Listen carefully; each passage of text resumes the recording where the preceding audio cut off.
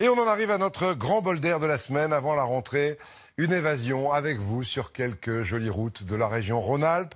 Après les gorges de l'Ardèche et la Savoie, aujourd'hui, la découverte des vignes du Beaujolais. C'est aussi la même région grâce à Didier Guyot et Frédéric Marchand. Les amoureux du Beaujolais vous le diront, quand vous empruntez les routes qui serpentent entre collines et vallons, la région a des allures de Toscane.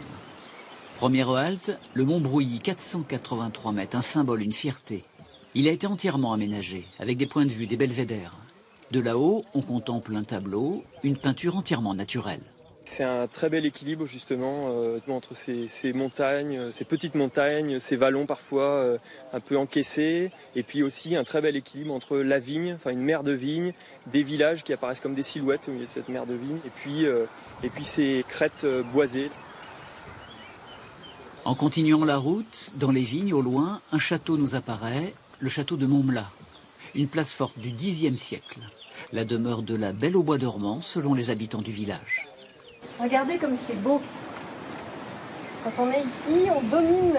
On voit le mont Verdun avec Lyon derrière, Villefranche, et puis le sud du Beaujolais, le début des pierres dorées qui apparaît. Et c'est vrai que depuis ces remparts, seigneurs et châtelains ont dû penser dominer le monde. Chaque vallée en Beaujolais, je trouve, recèle un secret, recèle quelque chose de caché et qu'on a envie d'aller voir. À chaque fois, on a l'impression d'être arrivé et pourtant derrière, il y a encore autre chose. Premier bénéficiaire de ces panoramas à perte de vue, les viticulteurs comme ici à Chirouble. En plein soleil, sur les hauteurs, Jean-Pierre Large doit attacher les feuilles autour du cep afin de les protéger. Un travail manuel fatigant, mais qu'importe, avec un tel décor, on accepte tout. Les Alpes sont à plus de 200 km et le matin très tôt, quand le soleil éclaire le Mont Blanc, je peux vous garantir qu'on le voit comme si on était je sais pas, à 50, 100 km du Mont Blanc. On voit réellement la neige, on voit les pics, tous les sommets. Même en étant habitué, on se lasse pas, quoi.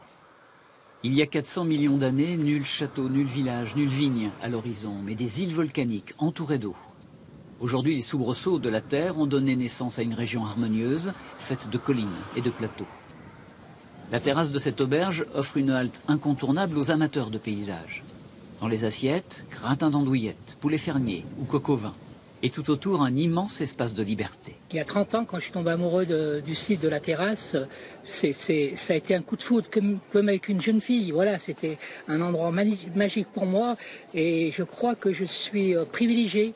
On aime notre coin, on aime notre Beaujolais, on aime notre montagne.